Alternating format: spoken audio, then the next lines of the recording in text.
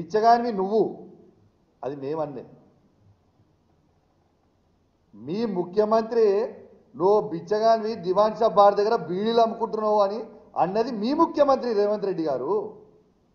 బిచ్చగాని అనేది నువ్వు, మేం కాదు కదా. పూటకో పార్టీ పూటకో మాట ఉండేటోనివి నువ్వు కదా.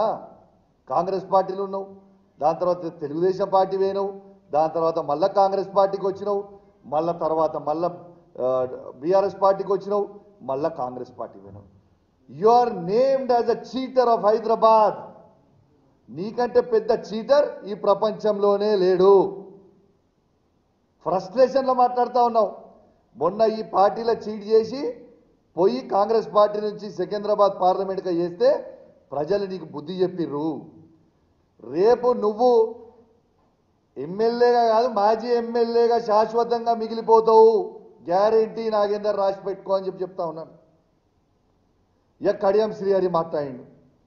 రెండో బెంచ్ ఉన్నదట, మూడో బెంచ్ ఉంటుందట. అరే మీకు సిగ్గులు శరాలు లేవా? నేను అడుగుతున్న పార్టీలు మారిన వాళ్ళకి లేవా? మీకు సిగ్గు శరము లజ్జ మానం ఇజ్జత్ లేని వాళ్ళ మీరు మొగోళ్ళే కదా, పెద్ద పిగుడుగాలే కదా మీరంతా.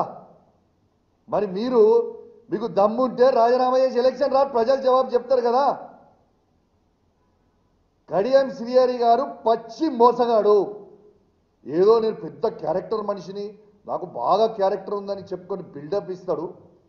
ఆయనంత పెద్ద చీటర్ని ఈ ప్రపంచంలో నేను చూడలేదు.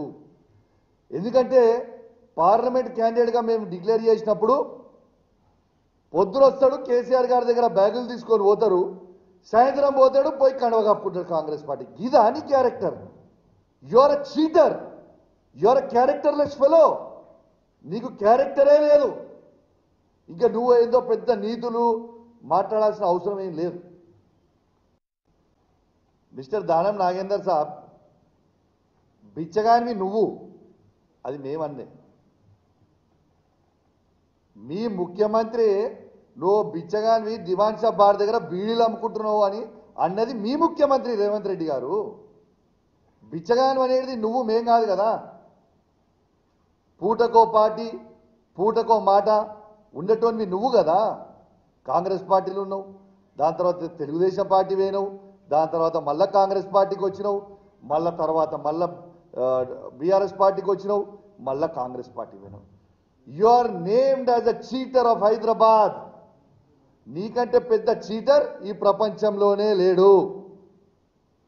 ఫ్రస్ట్రేషన్లో మాట్లాడుతూ ఉన్నావు.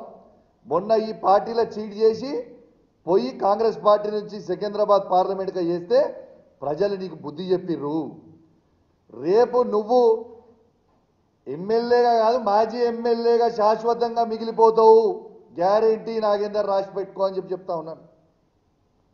ఇక కడియం శ్రీహరి మాట్లాడిండు. రెండో బెంచ్ ఉన్నదట, మూడో బెంచ్ ఉంటుందట. అరే మీకు సిగ్గులు శరాలు లేవా? నేను అడుగుతున్న పార్టీలు మారిన వాళ్ళకి లేవా? మీకు సిగ్గు శరము లజ్జ మానం ఇజ్జత్ లేని వాళ్ళ మీరు మొగోళ్ళే కదా, పెద్ద పిగుడుగాలే కదా మీరంతా. మరి మీకు దమ్ముంటే రాజీనామా చేసి ఎలక్షన్ రా, ప్రజలు జవాబు చెప్తారు కదా. కడియం శ్రీహరి గారు పచ్చి మోసగాడు. ఏదో పెద్ద క్యారెక్టర్ మనిషిని, నాకు బాగా క్యారెక్టర్ ఉందని చెప్పుకొని బిల్డప్ ఇస్తాడు. ఆయనంత పెద్ద చీటర్ని ఈ ప్రపంచంలో నేను చూడలేదు. ఎందుకంటే పార్లమెంట్ క్యాండిడేట్గా మేము డిక్లేర్ చేసినప్పుడు పొద్దున వస్తాడు, కేసీఆర్ గారి దగ్గర బ్యాగులు తీసుకొని పోతారు, సాయంత్రం పోతాడు, పోయి కండవ కప్పుకుంటాడు కాంగ్రెస్ పార్టీ. ఇదా నీ క్యారెక్టర్?